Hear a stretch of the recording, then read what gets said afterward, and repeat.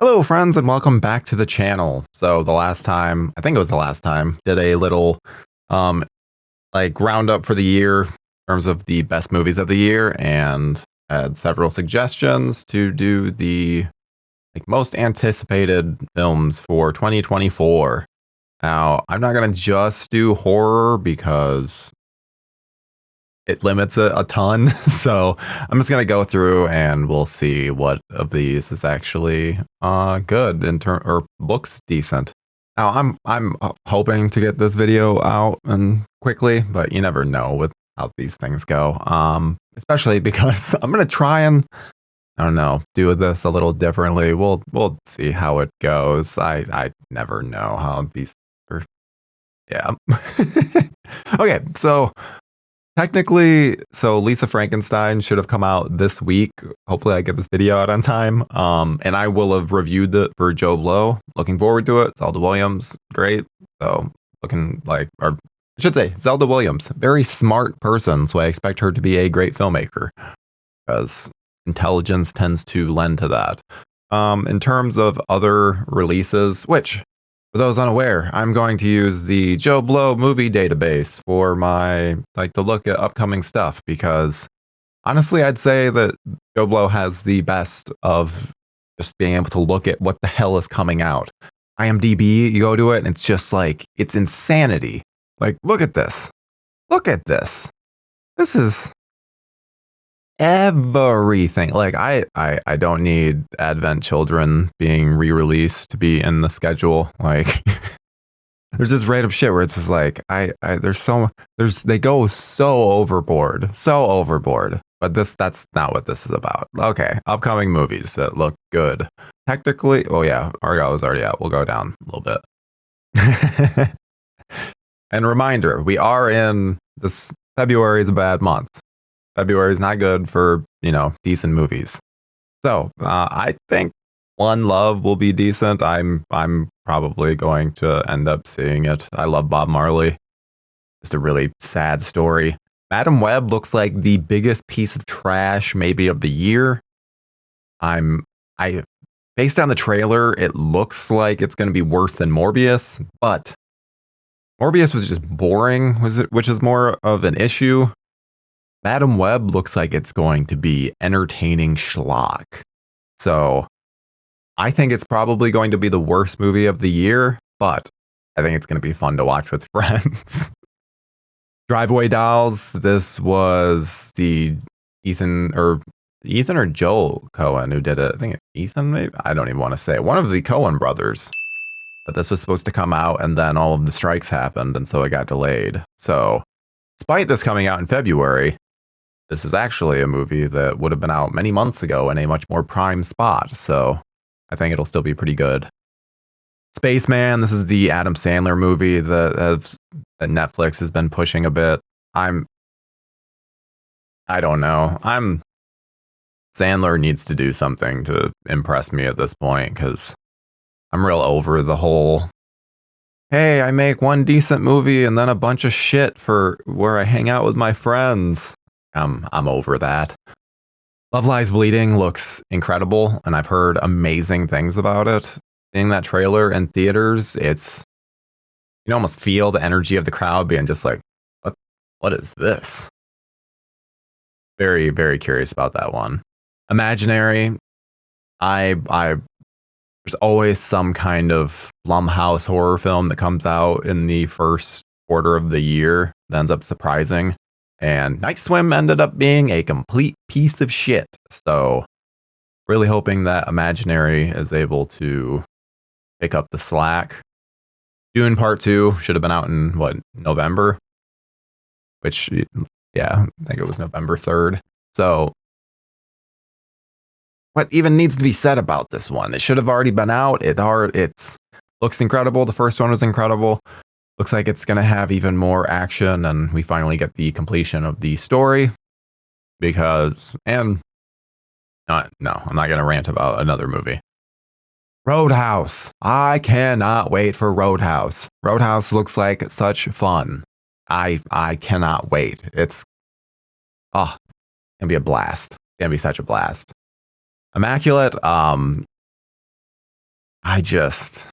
it looks like that bad Gina Malone movie from last year, The Convent. Is that what it was called? It looks similar to that. And Sydney Sweeney is very nice to look at, but I saw Anyone But You and I question, I don't know. She's a very strange actress because it's like the laughing, like the cute moments she doesn't really pull off, but those emotional moments, damn, this girl is good. So I think she wants to be like a rom-com person, but I think she's more of a serious actor in terms of being able to pull it off. So it's one of the strangest dynamics I've ever experienced because who has that? No one where it's like, oh yeah, this person's good in serious films, but the silly ones, it doesn't work. I don't know.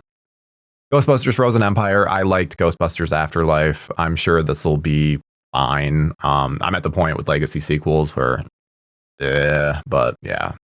Late Night with the Devil. I've been looking forward to this for so long. This played at Fantasia, but they weren't doing virtual screeners. You had to be there for it, so I was not able to see it. And so I have been. This is one of the most anticipated on the whole list. I love David Dastmalchian. Everything about this movie just looks so appealing. So appealing. Godzilla X Kong. Is this going to be like a Batman v Superman bullshit again? I like the MonsterVerse, I will say, but Monarch really just, and I know the ending is supposed to be really good, but there is such a slog getting to it. I loved episode 1, 2 is fine. And then 3, 4, 5, 6 are the most boring nonsense. And I don't know. I need to finish. If I finish that in time, I will probably I'll probably go and see it anyway. I'm a block away from the theater, but I can't even say I'm like looking forward to it. And it's unfortunate that there's a Pixar movie coming out that I don't have a clue what this is. But I love Pixar, but I've also not been seeing Pixar at theaters, so. Monkey Man, I just saw a preview for and was shocked. Absolutely shocked at how good it looked. Dev Patel is making his directorial debut. Looks really fucking cool. Really cool.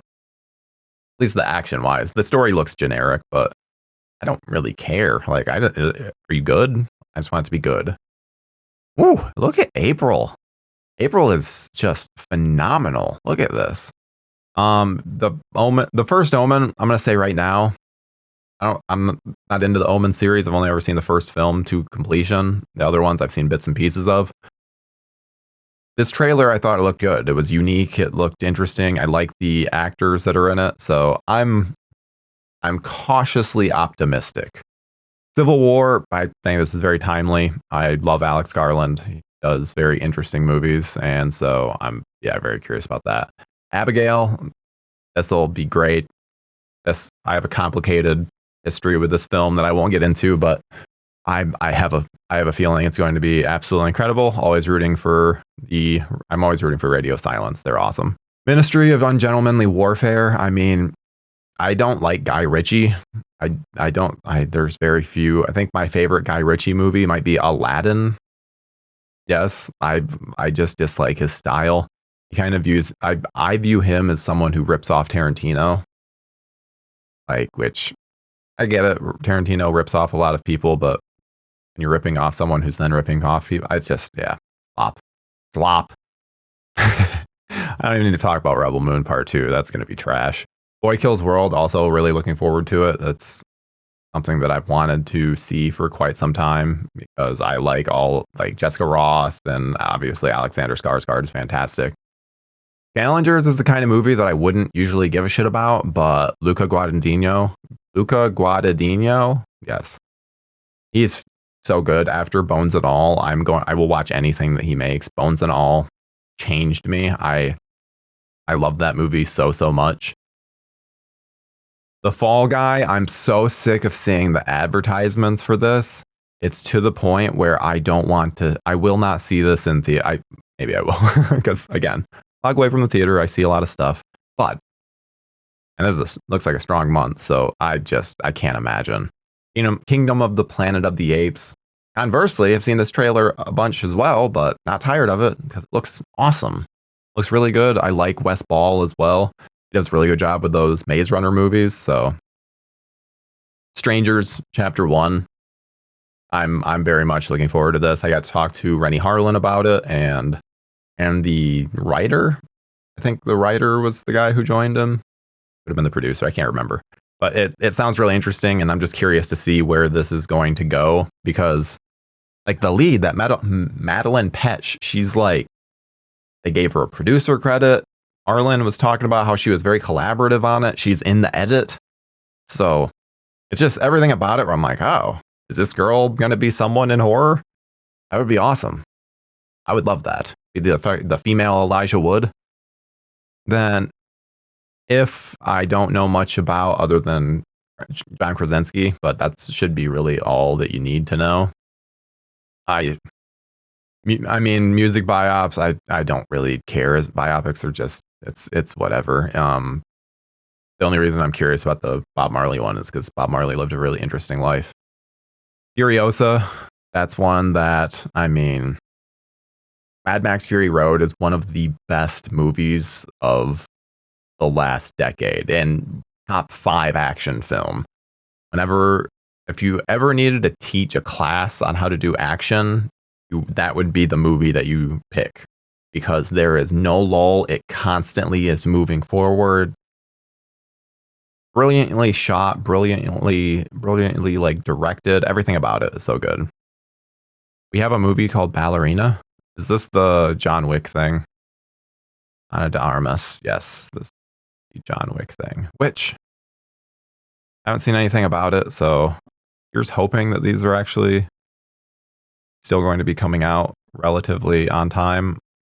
I don't think Bad Boys 4 is. Let's see. Are they filming that? It says 2024 release. I just assumed that got pushed back. They're in post-production. Yep. So that will be coming out. That's crazy.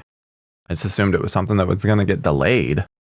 I mean, I guess I have anticipation for most of these films, but so Ballerina, I love John Wick. I think that opening it up to another side is a good, like, smart idea. The world building on it is interesting.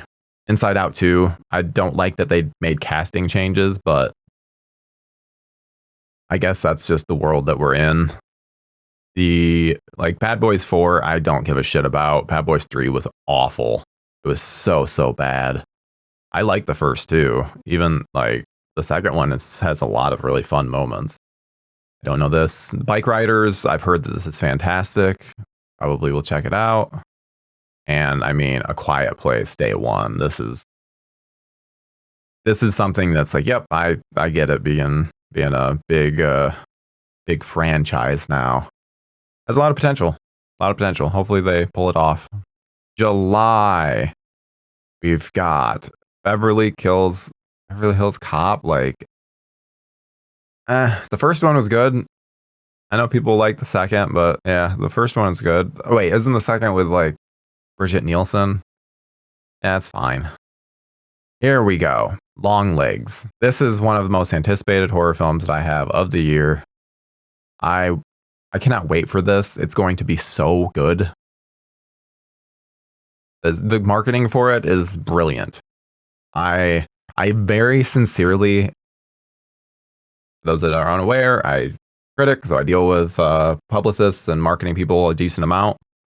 I just want them to email me. I don't even need a screener. I don't need anything. I just need them to email me so I know who's doing the marketing, so I can just tell them what a great job they are doing, because they're killing the marketing for that film. It is phenomenal. Twisters, I'm very excited about because I love the original Twister. Absolutely love it. Saw it in theaters like 4 times. It was that. I remember that and Independence Day were in my local theater. It was just them, double feature. Like they had the bottom and then the top.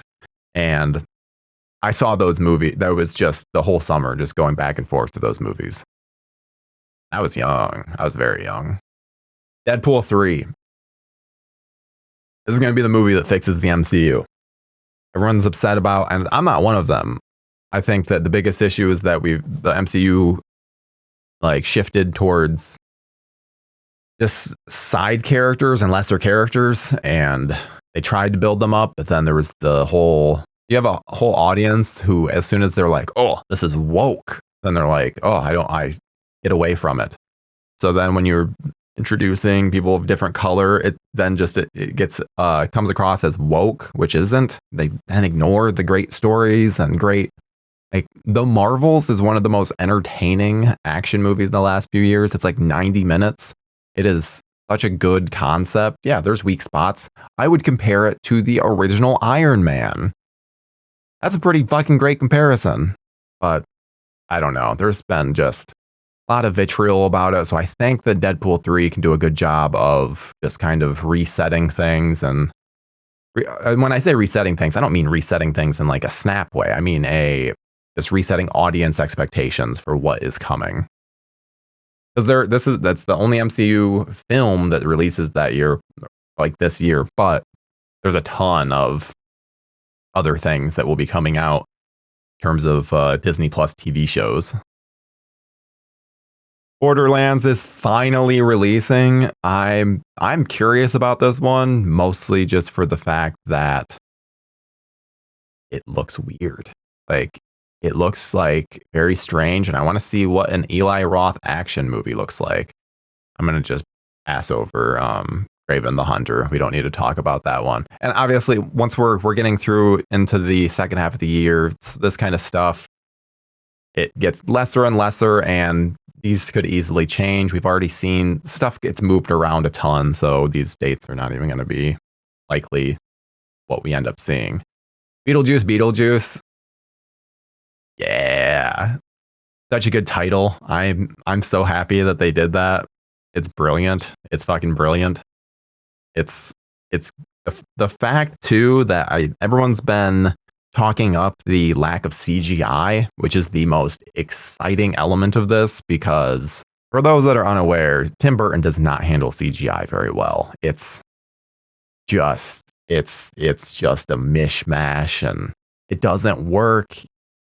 It's really too bad, because his utilization of stop motion is brilliant and gives his film such life even all these years later. So I have faith in this one, because of the fact that people are saying there's just not much CGI, which is huge. I want that to be so true. Don't give me a bunch of crappy CGI. Which, speaking of which, this is a little bit of a side tangent. They just announced that David Leitch is going to be the new director of next Jurassic World, which comes out next year. So that's like very fast turnaround. I assume it's been in the works longer than what we've actually been told. But anyone that's seen a David Leitch film knows the CGI is not great. And yes, probably like, but CGI, that's the effects houses and blah blah blah. Yes, but it's also a director knowing how to utilize it. And it's like, you watch Bullet Train, there's so many just unbelievable shots and unrealistic shots that then, like, yeah, they're not going to look good, because how's the CGI department going to make that look good? So I like David Leitch in terms of how he does his action, but I don't like his use of CGI. So the fact that he's doing a Jurassic World movie is a bit concerning. But that's going to October releases. Don't have many lined up so far. Joker, Wally Do. I'm hoping it's decent. I like the first one. The first one has its moments. I just don't know. That style of film didn't feel like it needed a sequel. So we'll see. Smile 2. Fuck yes. I can't wait. Parker Finn is a brilliant person that he understands it. He gets tension. He gets how to properly have just the sound creep into your brain as you're watching. Because there's some people where it's like, yeah, they're good.